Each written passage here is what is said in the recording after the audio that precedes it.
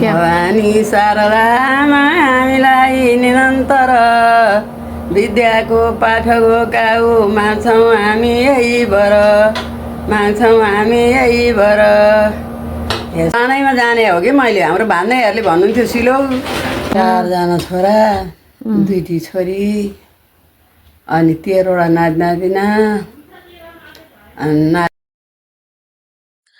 मेरो हजुरबा र हजुरआमा म सानैदेखि मामु घरै बसेर पढेँ हुर्केँ।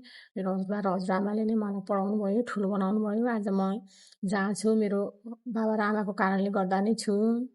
हजुर बाबा त हुनुहुन्न, बितिसक्नुभयो। आमा हुनुहुन्छ। म आज मेरी आमासँग आमाको विगतका कुराहरूको बारेमा कुरा गर्न गइरहेको छु। यसो पछिसम्मको लागि छोटो मिठो सम्झनाको रूपमा यो भिडियो खिचेर हजुरहरू माझ पस्काउँदैछु। आमाले श्लोकहरू भन्नुभएको छ, आफ्ना विगतका कुराहरूको बारेमा भन्नुभएको छ, आफ्नो बाल्यकालको बारेमा, आफ्नो श्रीमानको बारेमा। सबैजनाले सुनेर माया गरिदिनु होला। ल आउनुहोस् है त आमाको हामी गफ सुनाउँ एकैछिन।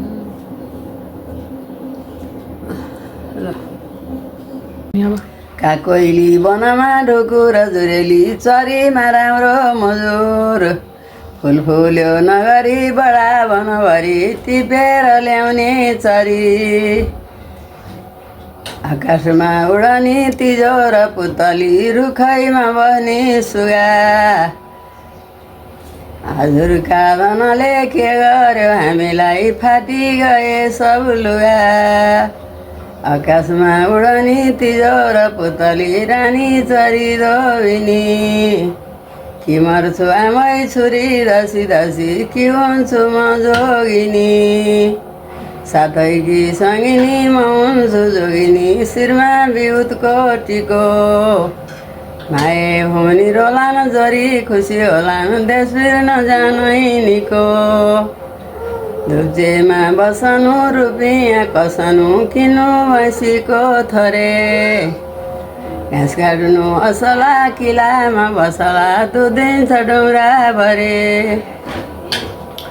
तताउनु कुँडेमा खन्याउनु लुडेमा हाल्नु कचौराभरि मार्सीको बुझसँग मिसाइकन त खानु सब्र्याकै गरी मार्सीको बुझसँग मिसाइकन त खानु सब्र्याकै गरी नारा।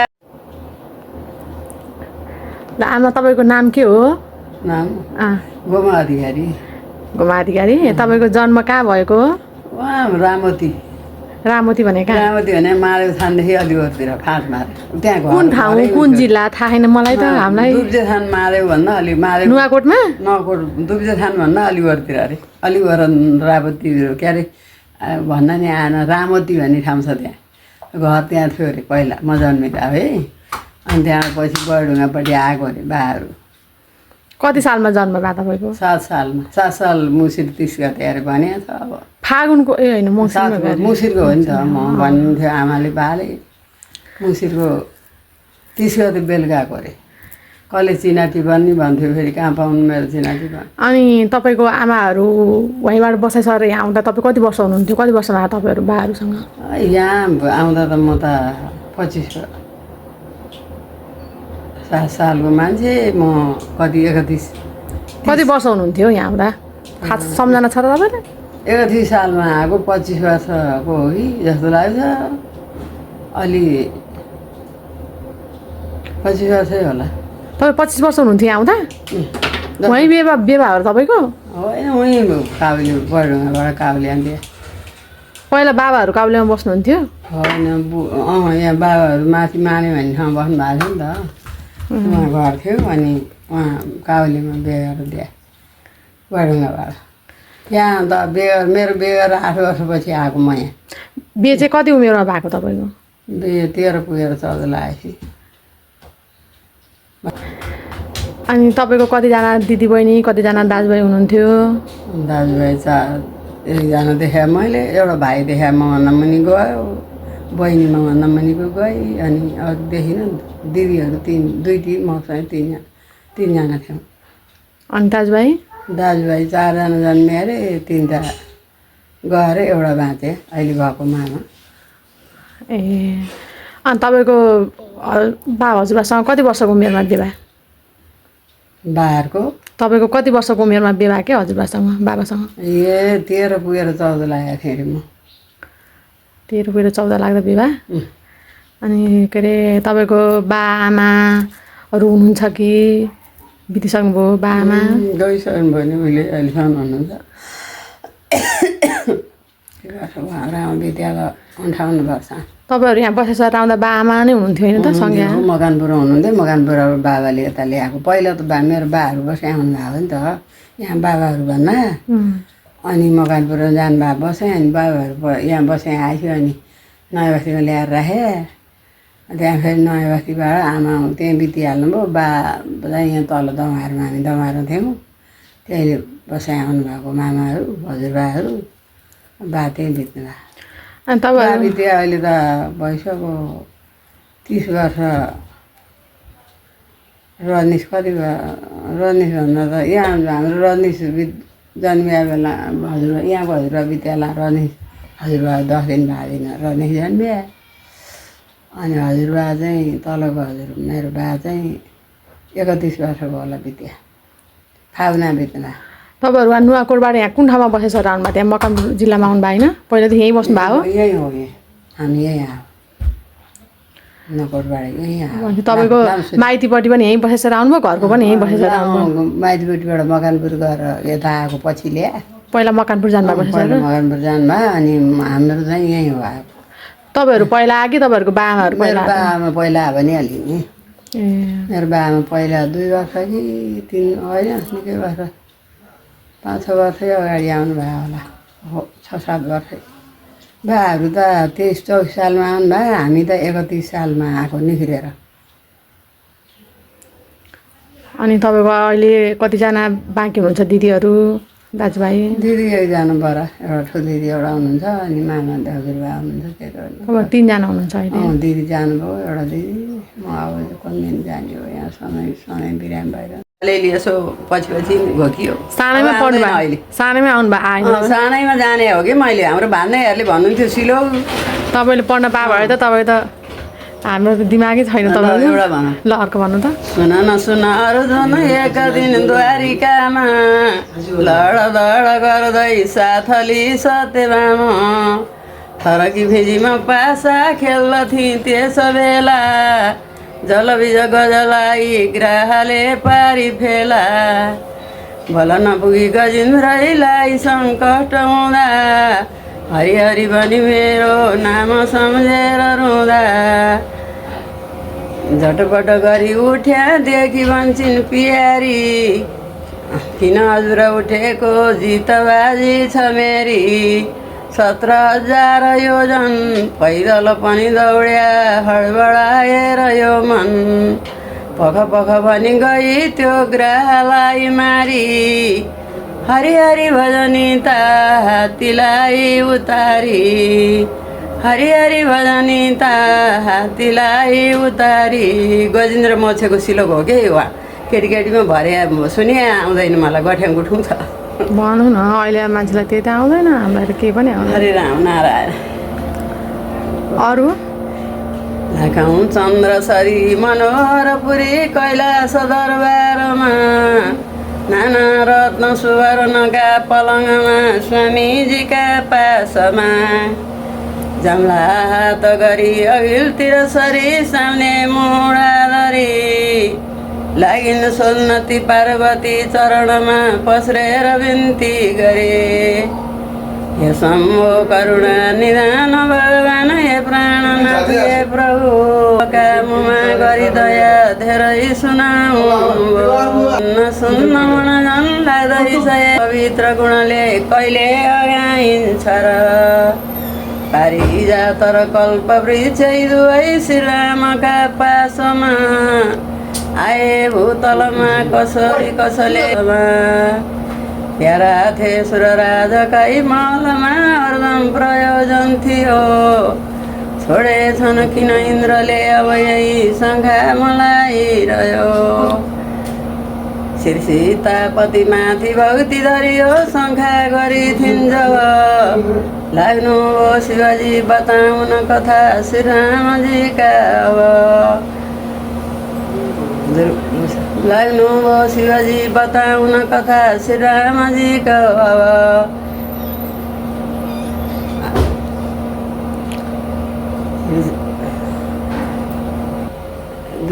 दुर्वासा मुनि होइन अर्को छवि जहाँ बिर्स्यो मैले त्यहाँ बोलिया माथि माथि भौती धरियो शङ्खा गरी थिइन् जब लाग्नुभयो शिवजी बताउन कथा श्रीरामजीका अब श्री सीतामा यस्तो पुण्य पवित्र छलफल हुँदा आनन्द मान्छु म त भनेको थियो बिर्सिन् के बिचको दुर्वासा मुनि गर्छु दर्शन भने श्रीराम कोही दिन आफ्ना 60,000 शिष्यसँगली सोध्दै गए मन मन देखुन् पौरख राम गई जगतले जानुन् यी नारायण हुन् भन्ने म गई उपाय गरौँला यस्तो उहाँ गइकन नारायण बिर्स्यो।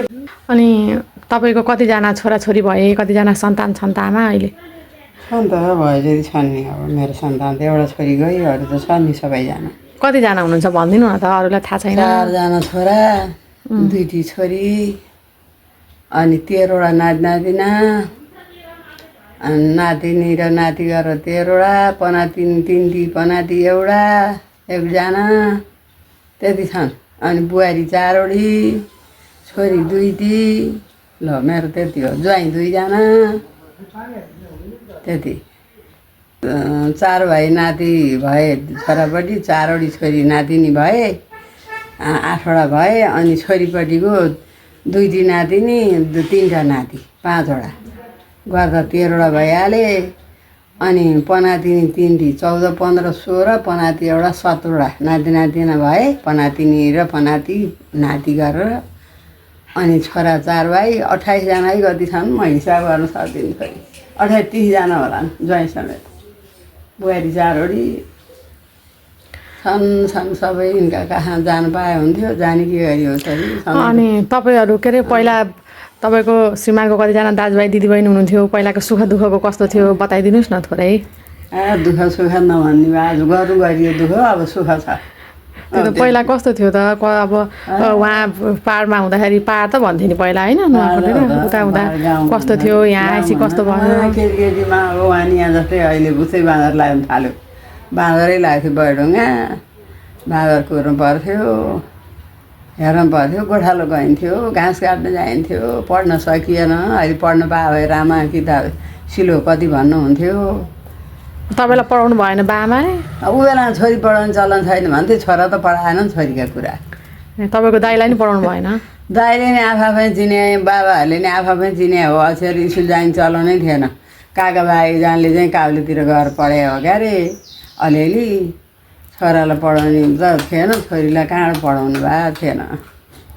अब अहिले पो सबै एकनासै भइसक्यो राम्रो छ अहिले त आमाहरू पनि 14 महिना फेर। तपाईँको छोराछोरीको वर्षै पछिको फरक? वर्षै कति माइलो मामा ठुलो मामा सानो मम्मी कोही बेला साउना वर्षीको भई फागुनको 5 गते राति ठुलो मामा जन्मियो। अनि मेरो मम्मी त म जेठीको छोरी भएँ मम्मी पछि सानो मम्मी कहिले जन्मियो त? फागुनमा वर्षी 5 वर्ष भएर अनि आरो साउना जन्मियो गिरुको 5 वर्ष फेर्छ है 5 वर्ष कति महिनाको रुगु चाहिँ अनि त्यहाँबाट ठुलो मामा त रुगु साउना वर्षीको भयो अनि आउँदो फागुनमा मामा जन्मियो 15 महिना सके अरे फेरि अनि त्यहाँ फागुनको 5 गते ठुलो मामा वर्षीको भयो जेठ 2 गतेसम्म माइलो मामा जन्मियो अनि त्यहाँबाट जेठको 2 गते माइलो मामा वर्षीको भयो अनि साउनको 13 गते साइलो मामा जन्मियो। त्यति भएपछि अनि पछि कान्छो मामा चाहिँ मामा 5 वर्ष पुग्यो 4 वर्ष पुग्यो साउनको 13 गते अनि आउँदो पुसको 3 गते कान्छो मामा जन्मिए। यिनीहरूको चाहिँ 4 वर्ष 4 महिनाको कतिको फेर छ कान्छाको र साइलाको चाहिँ अरू वर्षी नै वर्षै पछि सन्तान जन्माउँदा गाह्रो भयो होला दुःख भयो होला लुगा थिएन के थिएन भन्नु हुँदैन। अब होसेन अब बाजी गर्थ्यो माइलो मामाले बाबा आइज सोध्न कोपारा लिएर जान्थेँ म त आजी त सोध्न कोपारामा यसो थाना त्यो गऱ्यो अरे पखाल पुखल पाऱ्यो त्यहाँ हाल्यो अनि राति नै फाल्यो टुकी बत्ती बाले गर्नु बस्यो रुन्थे पुरा अनि त्यहाँबाट त्यो फाल्यो अनि त्यहाँबाट गरेर हुर्काएको राम्रै खान्थे पनि जस्तो खुवाए नि खान्थिन् मेरो छोराछोरी अहिले खाँदैनन् अहिले अलि सबैतिर के त्यस्तै भवानी शारदामा हामीलाई निरन्तर विद्याको पाठको काउ माग्छौँ हामी यही बर माग्छौँ हामी यही बर हे शारदे चरणको म त ध्यान धर्छु पाऊँ शिवबुद्धिमा मनिकन बिन्ती गर्छु हे नाथ नाथ गणनाथ अनाथ नाथ हे पार्वती सुत विनायक भौती साथ हे पार्वती सुत विनायक भौती साथ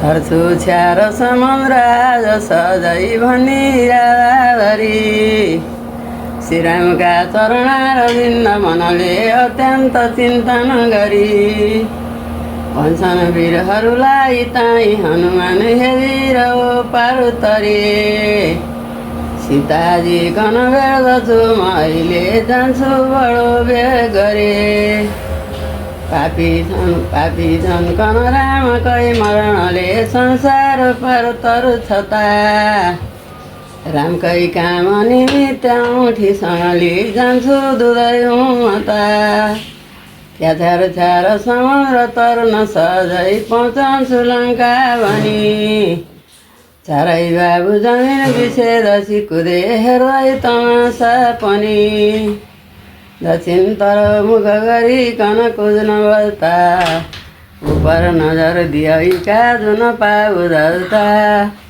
सोझो गराइकन घाँटी कुदे जसैता वायु सरी हुन गए हनुमान तसैता ठुलो वेग गरी कुदेर हनुमान उड्थे अति आकाशमा सीताजी कन भेटी फर्किकन फेरेर चन्द्रकै पासमा उनी अकल बल छ छैनैनको बुझाउँ सबै बलवानी इन्द्रादीहरूले खटाई सुरक्षा जल्दी पठाए पनि जल्दी गई सुरक्षा अघिल्तिर बसिन साउने हनुमानका के भन्छन् हनुमान भनेर खुसी भई कुरा गरिन् खानका हो कि बेर दिन कि म खोजिन ती के खाउँ आएर भनी आई बल्ल यहाँ मिल्यो तिमी त साह्रै भई खुस पनि आऊ लौ पस मुखमा जब भनिन् बोले हनुमान तसै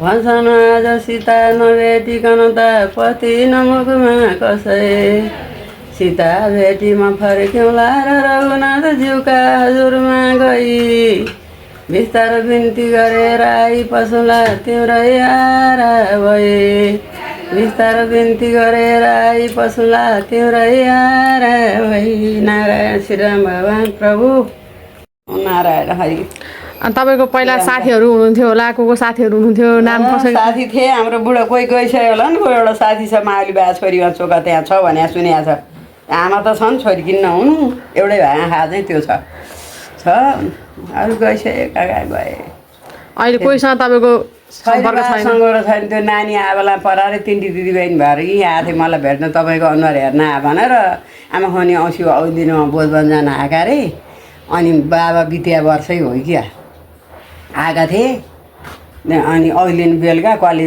उसले लिएर उद्धवले लिएर आयो यहाँको भाइ चाहिँ अहिले दाइको छोराले लिएर आएको अनि एकैछिन बसेँ के खाएँ अलिअलि साँझ यहीँ बसौँ भने मानेनन् साँझभन्दा अलि अगाडि गएँ तल अहिले कोही छैन मेरो अब यहाँतिर हिँड्न सक्दिनँ परतिर आमाहरू हिँड्नुहुन्छ म हिँड्न सक्दिनँ ठुलो भने मात्रै हो अनि तपाईँलाई अहिले के औषधि प्रेसर सुगर के छ तपाईँलाई के औषधि खान्छु टाउको दुखा खान्छु दुईवटा खान्छु दिनको पाइदा हिजो दुईवटा दिन दुईवटा टाउको दुखा त पहिलेदेखि खानेको तपाईँले सानैमा हामीले लिन जान्थ्यो औषधि म कति औषधि किन्न जान्थेँ तपाईँलाई सानोमा दबाई त्यो किसानले ल्याइदिएको परबाट परबाट सिद्धि छ टाउको दुखा दबाई तँलाई लिए भन्थेँ सधैँ अहिले अब अस्ति अघि पनि भन्न अलिक मिलेन छोरी छ बालक आराम छिटो गरी होला एकान्त थलमा त पोखरी नौ त भैँसी थिए तिनका पिठमा तास नौ आएर बस्दा भए हाँसका पिठमा फुल नौ नौ जम्मा भए हुन् कति यसको अर्थ बताइदिनुहोस् पण्डितज्यू लेखै नराखी रति लेखै नराखी रति। अब तपाईँलाई अन्तिममा केही भनाइ भन्नु छ? छैन, अब यसै केही नभनौँ, किन भन्नु, नारायण भनौँ। श्रीनारायणको दया हुन श्रीनारायणको दया हुन नगई सत्पुण्य धेरै नभए यस्तो मानिस देह यो जगतमा पाइन्न भाग्य नभए श्री चिन्तामणि झैँ र कल्पतरु झैँ श्रीकामना धेनु झैँ मन पर्दा सुख हात लाउन पनि सक्ने छ यसले सधैँ। भज नारायण भज नारायण भज नारायण सजन हो मर्नु छ निश्चय भोलि कि पर्सि यही छ सारा उस दिनको देह छ नाङ्गो कपडा छैन अञ्जली बाहेक अरू केही छैन रुखमुनि बस्छन् भिख मागी खान्छन् तर पनि आशैतिर मन लान्छन् रुखमुनि बस्छन् भिख मागी खान्छन् तर पनि आशैतिर मन लान्छन्। भज नारायण भज नारायण भज नारायण सजन हो मर्नु छ निश्चय भोलि कि पर्सि यही छ सारा उस दिनको यही छ सारा उस दिनको। रामचन्द्र कति जन्म बिताई पहिले 84 लाख जुनीमा घुमी फिरी अहिले यस्तो अमूल्य नरको जुनी आज पाई लागि